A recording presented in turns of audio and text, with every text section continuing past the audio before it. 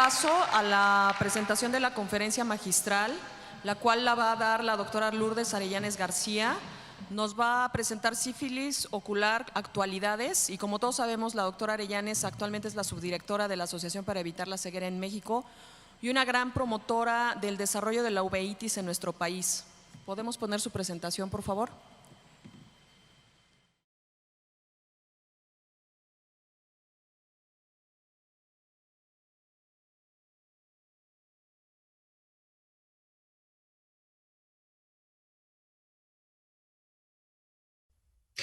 Bien, muy buenas tardes. Primero quiero agradecer a todo el comité organizador la amable invitación para participar en este curso bienal. Para mí es un gran honor que me hayan pedido dar una conferencia magistral. No quiero decir los nombres de todos los involucrados porque si alguno se me olvida sería una falta terrible de cortesía. Pero vamos a comenzar. Quiero agradecer a dos de las R4 y R5 de la Clínica de Enfermedades Inflamatorias Oculares, la doctora Diana Sarmiento y la doctora Morela Silva, y al adscrito el doctor Pablo Vaquero, que me ayudaron a elaborar parte de esta presentación. Sin entrar en detalles de la fisiopatogenia de la enfermedad en sí, quiero dirigirme básicamente hacia factores o datos epidemiológicos. En Estados Unidos, Canadá y varios países de Europa se detectó que en las últimas décadas del siglo XX había una disminución en la incidencia de sífilis. Sin embargo, a principios del 2000 esto cambió y volvió a aumentar la frecuencia de diagnósticos de sífilis. De hecho, en el 2011 la prevalencia global se calculó en 36 millones y en todo el mundo se reportaron 12 millones de nuevos casos por año, la mayoría en países en desarrollo. En Estados Unidos, la sífilis primaria y secundaria tuvo una tasa en el 2000 de 2.6 por 100,000 en hombres y de 1.7 por 100,000 en mujeres. Sin embargo, 4 años después, la tasa en hombres había aumentado un 80% y la de mujeres había disminuido. Ustedes ven en este reporte de 2016 de la Organización Mundial de la Salud, por 100,000 habitantes, tanto en toda América, había un aumento en la frecuencia de casos reportados. Y aquí lo que llama la atención es que la incidencia de casos era muy similar tanto en hombres como mujeres, no solamente en América, sino en el resto del mundo también. Y obviamente la prevalencia igual, aumentó en el 2016 y el aumento fue similar tanto en hombres como en mujeres. Y esto es algo que debe llamar muchísimo la atención. Obviamente la sífilis congénita también aumentó. En América Latina, en el 2016, había 131,000 mujeres con diagnóstico de sífilis y hubo en aquella época 200,000 muertes fetales y neonatales por esta causa. Y hubo 472 casos por cada 100,000 nacidos vivos en todo el mundo. El diagnóstico de sífilis en hombres que tienen sexo con hombres de 2008 a 2017 también fue muy elevado. En relación a México, vemos que en el año de 2016 la frecuencia de diagnósticos aumentó a más de 2,000 y para el 2017 sobrepasó los 3,000. De hecho, en ese año fueron 3,181 casos. Obviamente también el diagnóstico de sífilis congénita aumentó en nuestro país.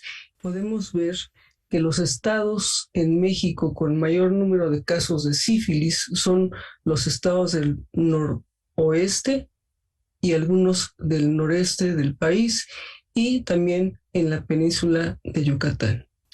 Recordando un poco la historia natural de la enfermedad, sabemos que a partir de la exposición con una incubación de aproximadamente 3 semanas, se evoluciona a la sífilis primaria, caracterizada por un chancro indurado. Y posteriormente, después de 4 o 10 semanas de incubación, se pasa a la sífilis secundaria y en esta fase es donde se empiezan a encontrar casos de neurosífilis temprana. Hay que recalcar que la fase de sífilis primaria y secundaria son fases en la cual la infección es extraordinariamente infecciosa. La sífilis secundaria está caracterizada por un rash maculopapular y alopecia. Y aquí vemos un par de ejemplos clínicos de las lesiones en las palmas de las manos y en las plantas de los pies. Después de la sífilis secundaria, 2/3 partes de los pacientes evolucionan a la fase latente temprana y después a la fase latente tardía, y el 50% evoluciona finalmente a la sífilis terciaria. Sin embargo, esta historia natural se vio modificada o se ha visto modificada de manera muy importante por la asociación con VIH, ya que en pacientes con VIH la frecuencia de neurosífilis temprana es mucho más alta y la progresión de fase a fase es muchísimo más rápida. Las manifestaciones oculares son múltiples en sífilis, por algo es una de las enfermedades conocidas como grandes imitadoras. En la etapa temprana está caracterizada por chancros en párpados, conjuntiva y por uveitis anterior. Y en la etapa secundaria la cantidad de manifestaciones oculares que puede tener es extraordinariamente amplia. Sin embargo, podemos ver aquí uno de los raros casos documentados de una lesión gomatosa de sífilis que afecta el iris y el cuerpo ciliar en una fase primaria, obviamente. Se han descrito desde hace ya varios años 2 tipos de manifestaciones en el polo posterior que se han considerado como características muy sugestivas del diagnóstico de sífilis. Una es una lesión que consiste en una opacificación en vidrio despulido de color blanco amarillento en las capas internas de la retina, que involucra uno o varios sectores y puede asociarse a un desprendimiento de retina seroso y que ha sido llamado por algunos autores una retinitis punctata interna. Aquí vemos un paciente con una inflamación en vitrio muy importante, con una hiperemia de papila también muy evidente, con pliegues en la retina que nos hablan de líquido por debajo de ella. Es un paciente VIH positivo sin tratamiento antirretroviral altamente efectivo. Y en el ojo izquierdo vemos nuevamente la vitritis, la hiperemia de papila, pero alcanzamos a ver ya estas zonas de desprendimiento de retina seroso y en las capas más internas de la retina empezamos a ver estas como gránulos, que son estas lesiones en vidrio despulido de color blanco amarillento, que son muy evidentes aquí, y además aquí también vemos de manera muy clara las extensas áreas de oclusión vascular que se asocian a este tipo de lesión. Y aquí en esta otra imagen nuevamente vemos con mucha claridad las características de esta lesión. Yo creería que ustedes ven esta lesión en un paciente, la posibilidad de que tengan un diagnóstico de sífilis debe ser considerada como muy posible. En este estudio hecho por Pichi recientemente vemos nuevamente las lesiones en vidrio despulido, el desprendimiento de retina, y vemos que estas lesiones en vidrio despulido son como focos hiperreflécticos redondeados que pueden ser bien evidenciados en un OCT. La otra lesión que se considera como altamente sugestiva de sífilis es una lesión placoide, redondeada, ovoide, en las capas externas de las retinas que involucran el epitelio pigmentario y que se encuentran en pacientes con sífilis secundaria. Esto se ha llamado una coloretinitis placoide posterior sifilítica aguda y es más frecuentemente observada en pacientes VIH positivos. Aquí vemos en esta foto clínica, señalada por las flechas, los bordes de la lesión que se encuentran involucrando mácula. También es muy evidente la hiperemia de la papila. Y en ese otro caso, que es un hombre VIH positivo, con tratamiento con HAART, con CD4 elevados, con una carga viral indetectable. La foto clínica parece no revelar mayores alteraciones. Sin embargo, en la autofluorescencia, la lesión resulta sumamente evidente. Este paciente tenía un VDRL de 1,512 y un FTBS positivo.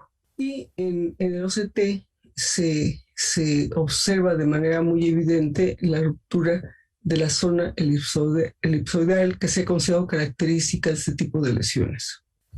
En este reporte por Schultz vemos nuevamente una foto de color de esta lesión y otra vez en el OCT que demuestra claramente la ruptura de la zona elipsoidal. Aquí es un reporte muy interesante porque ustedes ven que de las fotos A a las C clínicas y de autofluorescencia de la D a la F, parece que la lesión va desapareciendo. Lo curioso de esto es que esta lesión desapareció sin tratamiento. Y esta desaparición se ha reportado en otros casos que puede observarse entre los 10 y 21 días del diagnóstico. Y algunos han considerado que lo que sucede es que la respuesta inmune celular es capaz de controlar el proceso infeccioso y otros consideran que corresponde a la desaparición de una lesión clínica debido a que el padecimiento entra a la fase de latencia, que sería exactamente lo mismo que sucede con las lesiones mucocutáneas. ¿Qué otras cosas han estado cambiando en relación a este viejo enemigo de siglos? Bien, la sífilis es mucho más común en hombres que tienen sexo con hombres. De hecho, constituyen el 64% de pacientes con sífilis primaria o secundaria. La tasa de comorbilidad entre sífilis y VIH es de 5 a 7 veces mayor que en la población general y la transmisión por sexo oral casi llega al 50%. En sífilis primaria, el chancro oral es una lesión única, no dolorosa, se asocia a linfadenopatía regional, cura espontáneamente. Hay que recalcar que es extraordinariamente infecciosa y que puede presentarse tanto en pacientes VIH positivos como negativos. Aquí vemos algunos ejemplos clínicos del chancro en este tipo de pacientes, pero las lesiones en mucosa oral no solamente son exclusivas de la fase primaria, también podemos encontrarlas en fases secundarias, como en este paciente VIH negativo que acudió a consulta por disminución de la agudeza visual bilateral, fue diagnosticado con neuroretinitis y se encontró en exploración estas lesiones en lengua y en paladar. En pacientes VIH positivos, la sífilis tiende a progresar a etapas secundarias y terciarias más rápido. Se ha considerado que hay una mayor prevalencia de neurosífilis, incluso en etapas tempranas, incluso a pesar de que la frecuencia de VDRL y FTABS positivos en líquidos cefalorraquídeos son similares en ambos grupos. Y también se ha descrito que las manifestaciones oculares son más frecuentes en pacientes VIH positivos. En un estudio reciente que incluyó a 96 pacientes diagnosticados durante 16 años, la mayoría eran hombres, casi el 50% eran VIH positivos y en este grupo de pacientes VIH positivos se encontraron que eran más jóvenes habitualmente y que muy frecuentemente eran hombres que tenían sexo con hombres.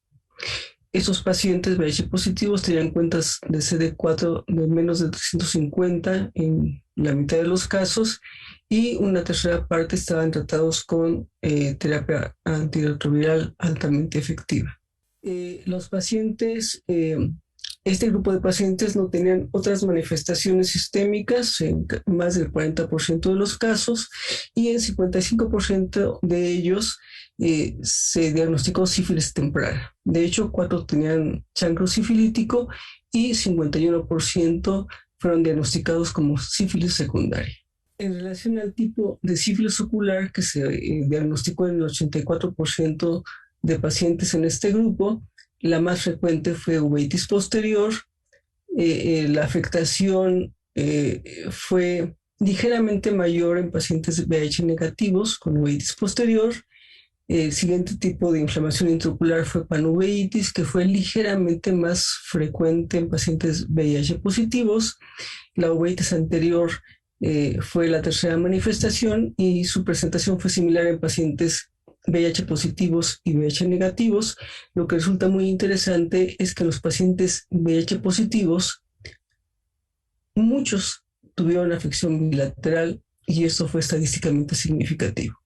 En un artículo publicado hace casi 11 años, es un artículo muy interesante porque es una revisión de 41 artículos publicados en inglés que incluye 143 pacientes, la mayoría son VIH positivos, y en este grupo de VIH positivos la uveitis posterior fue la forma de inflamación intraocular más común. De 79 casos diagnosticados con uveitis posterior, 48 fueron VIH positivos. Y de manera muy importante, de 28 pacientes que tuvieron uveitis anterior aislada, 27 eran VIH positivos. De tal manera que en un paciente con uveitis anterior aislada, el riesgo relativo de ser VIH positivo se consideró que era del 14.5. En otro estudio que incluyó 146 pacientes, 215 ojos, se encontró que los pacientes VIH positivos eran un poco más jóvenes que los VIH negativos y que un poco más del 50% eran hombres y de ellos eran VIH positivos casi el 60%. Y que la afección bilateral se observaba en el 47.3% de todos los pacientes y que esta bilateralidad se encontraba en casi el 70% de los pacientes VIH positivos. De las manifestaciones de inflamación intraocular, la uveitis anterior se encontró en el 13%, se observó un poquito más frecuentemente en los pacientes VIH negativos, la uveitis posterior se encontró en el 40.9% y fue ligeramente más frecuente en los pacientes VIH positivos. La panuveitis se encontró en el 38% de los casos y fue observada más comúnmente en los pacientes VIH positivos. De tal manera que después de esta revisión de 3 artículos que incluyen un número bastante adecuado de pacientes, seguidos durante un tiempo adecuado también, pues todavía no sabemos qué tipo de inflamación intraocular es más común en pacientes VIH positivos comparados con los VIH negativos. Anterior, posterior, panuveitis, no resulta claro. Tal vez el único dato que es más o menos constante en los reportes es que la afección bilateral es más común en pacientes VIH positivos.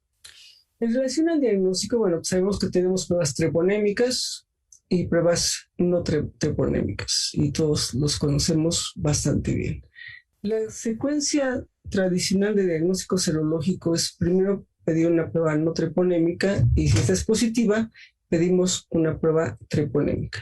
Si esta prueba treponémica es positiva, el diagnóstico está confirmado. Si es negativa, entonces podemos considerar que es un falso negativo. Y entonces eso puede llevarnos a considerar embarazo, tuberculosis, endocarditis bacteriana, etc. Pero un falso positivo de la no treponémica. Y eso puede ser por embarazo, tuberculosis, endocarditis bacteriana, etc.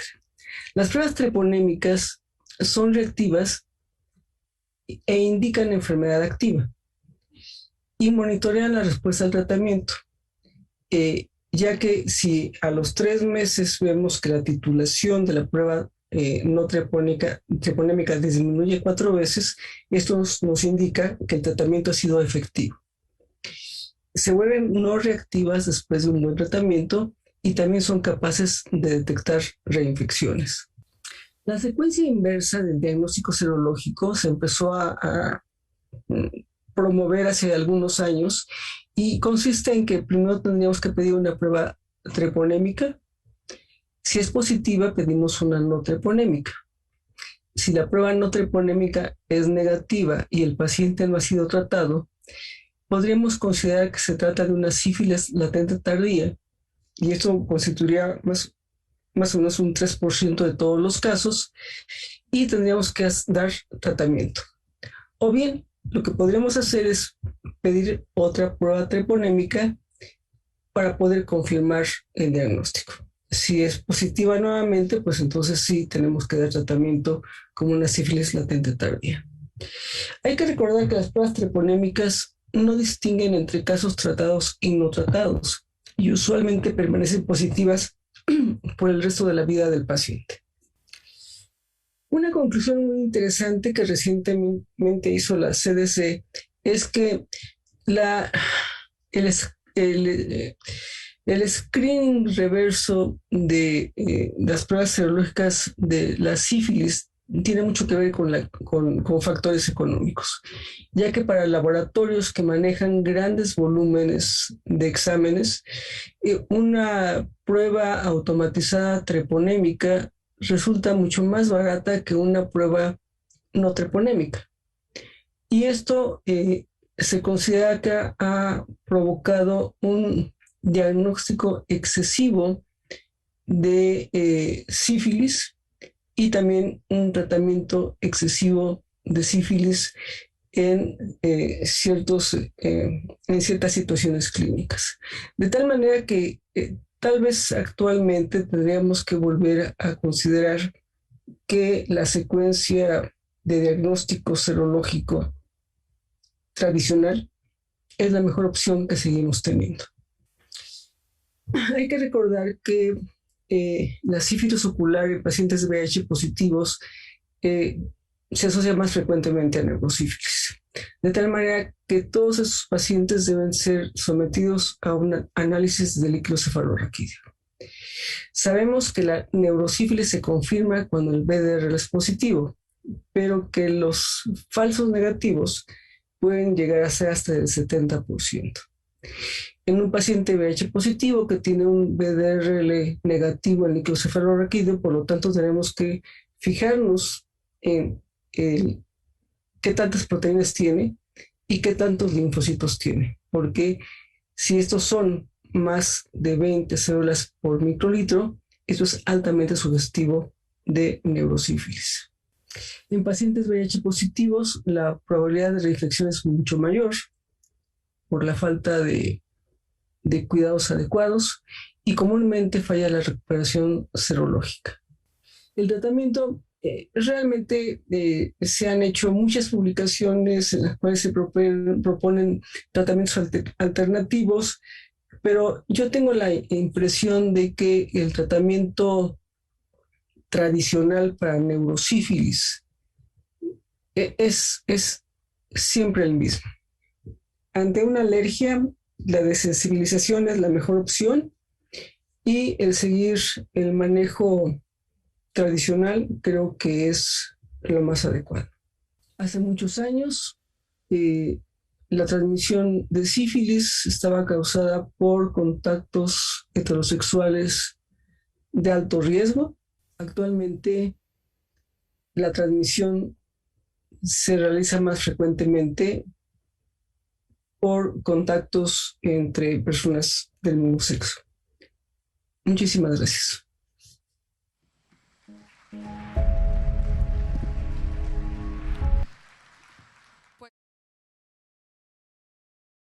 Por finalizado el módulo de uveitis y los invito a pasar a un receso, por favor, para pedirles que estén de regreso, de ser posible, a las 4:40. Gracias.